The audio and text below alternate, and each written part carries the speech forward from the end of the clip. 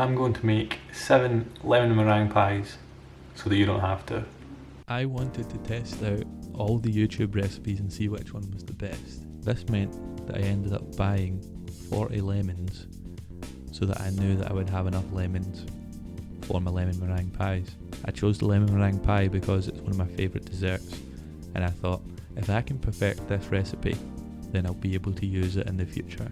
And I thought we'll make a different lemon meringue pie from a different YouTube recipe every day for a week. This is the journey of the lemon meringue pie perfect recipe. Let me just say, it was one hell of a battle. The hardest part of doing the whole challenge was the washing up of all the dishes. On the first day, it took me so long to get that one lemon meringue pie done, and I knew that the rest of the week was going to be a tough task. First pie was by Preppy Kitchen, which is one of the YouTube videos making a perfect lemon meringue pie. I've not even finished one pie yet and I'm absolutely knackered. Takes so long. Here's the first one out now.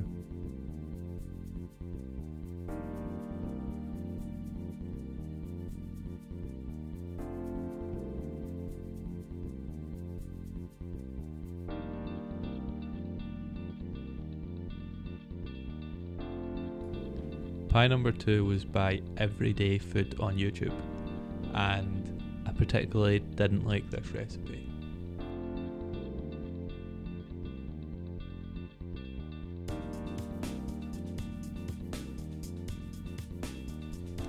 Pie number 2, the day started out with the correct process but wrong procedure. I got the crust in the oven early, let it bake 5 minutes too long, didn't pierce it so an island formed. I burnt the crust.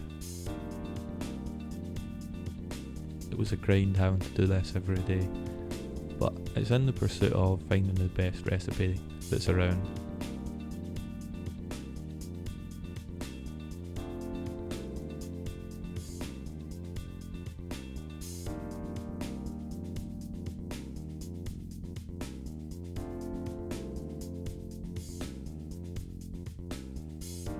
The lemon curd, I didn't get to the right consistency before adding the final liquids, so it came out as soupy soup.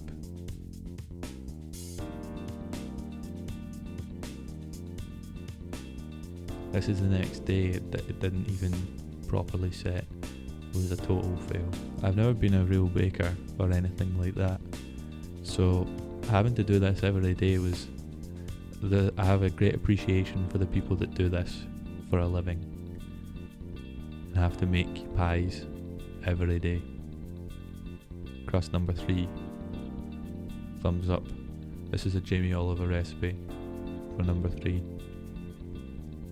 I'm putting the lentils in because it's called blind baking. It's where you put lentils or something, beans or beads in your pie crust so that it keeps the edges up.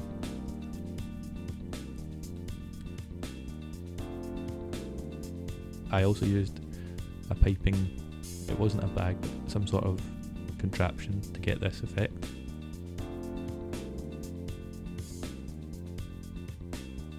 Another day, another crust.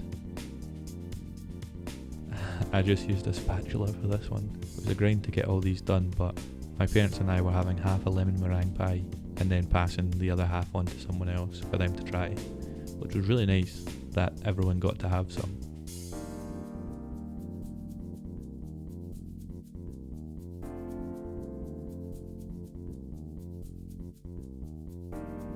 This one was a young Mary Berry recipe from an old television show.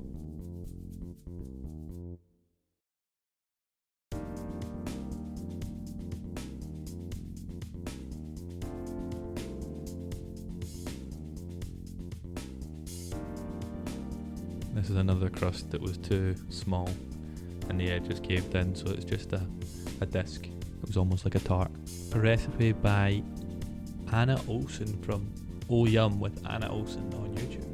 And I'm adding divots so that it creates difference in texture on the top of the meringue. You can see the golden parts versus the white parts.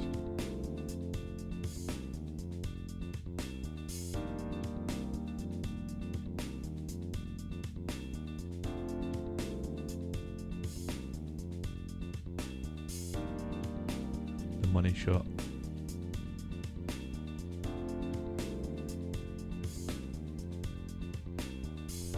So for my 6 previous days of research, this is my perfect recipe you can follow along. 250 grams of flour, 50 grams of icing sugar, 125 grams of unsalted butter. Mix in the butter with your fingers until small grains.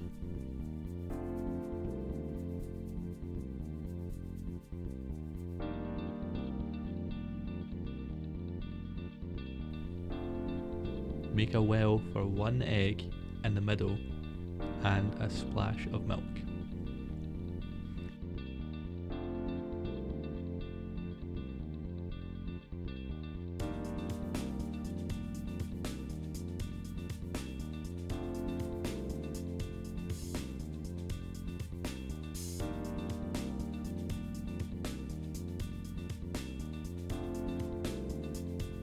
Bring together with a fork, lightly, by hand, don't work it too much. You want it to be flaky and airy.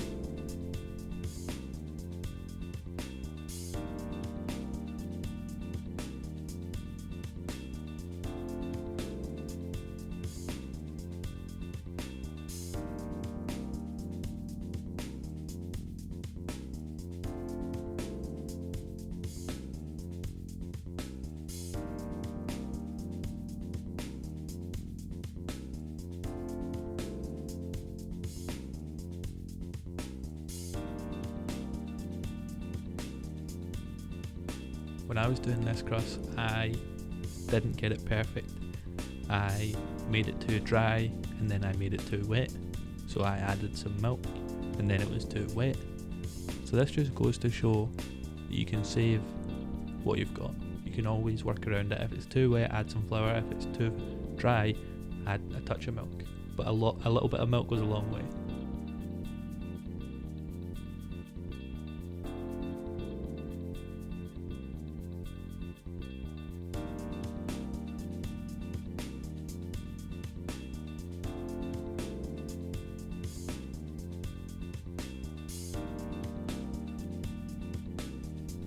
Mould into a ball, put it in the fridge for 30 minutes at least. So after that's in the fridge, you want to get your eggs sorted out. So you want to separate your eggs, get your yolks in a small bowl and get your whites ready for the meringue in a larger bowl that you can whisk in. I'm using 3 eggs for this one pie and I'm using all of the yolks and all of the whites. I didn't want to break more eggs just for yolks and it worked out perfect. Next we're adding half a cup of sugar, which is approximately 100 grams, a quarter cup of corn flour, which is approximately 50 grams, and half a cup of water. This is all going into a saucepan. We're using 1 full lemon zest and then 3 full medium-sized lemons for the juice. The juice works out to be roughly 100 milliliters. This is by accident, not by design, but it worked out pretty good, so I would go with that.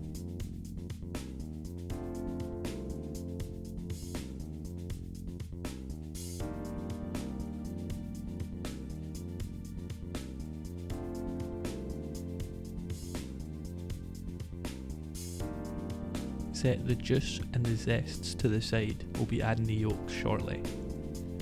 You want to get your stuff that was in the saucepan, which is your sugar, corn flour, water.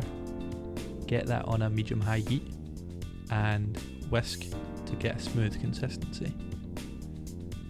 Keep whisking until it comes up to a simmer. Beat the egg yolks into the lemon juice and zest. You want to have this ready for when your sauce comes to a simmer.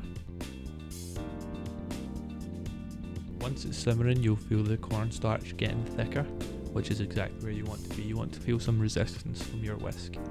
That's when you take it off the heat and we're ready to add the yolks.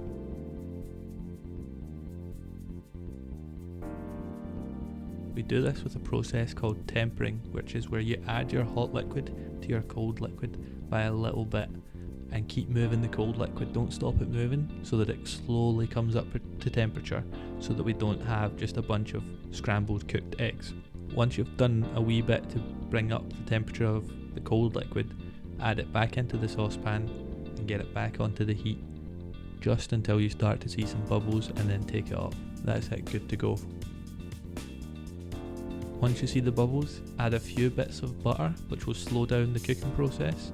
Keep whisking it in, don't stop whisking it, make it nice and silky, and that's your curd for your pie.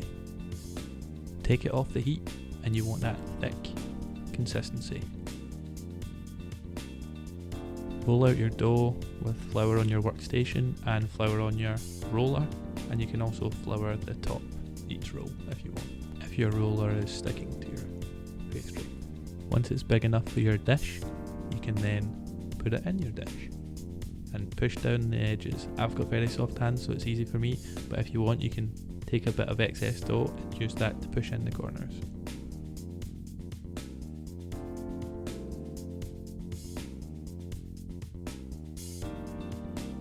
You then want to pierce it with a fork so that it doesn't rise in the oven. It's going to be nice and flat. You also want to get a bit of grease-proof paper, fill it with the lentils like I did, and spread them out to keep the sides up. You're going to have 10 minutes at 180 degrees in the oven with your lentils, and then you're going to remove them. Egg wash on the top. The egg wash is going to get a nice crispy top so that the curd doesn't seep through into the dough, and then you're going to go back into the oven for roughly 10 minutes or until golden brown.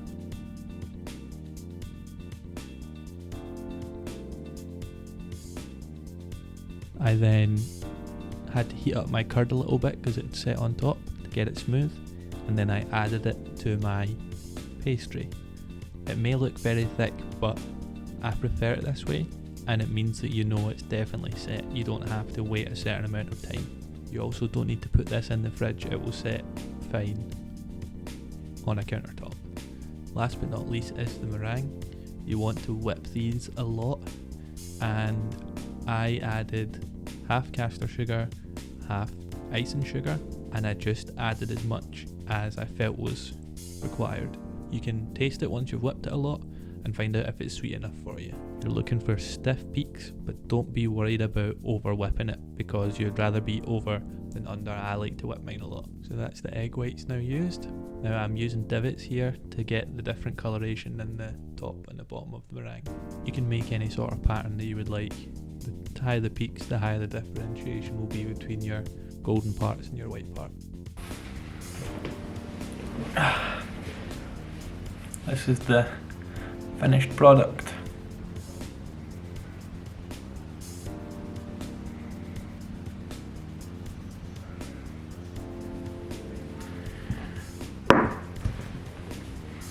Seven days ago I didn't know how to make a lemon meringue pie, and now I've made so many, I am fed up of them. But the main thing is, I was able to do something that I never knew how to do, and then I could make this for anyone. I'm so done with lemon meringue pie though. Thank you for watching. I forgot to mention it before, you just put it back in the oven 180 degrees and just wait until you got the colour that you want on top. Everything else is fine underneath. Also, thank you for making it this far. It was a lot of fun, and if you ever need a lemon meringue pie, you can call me. Thank you. Bye.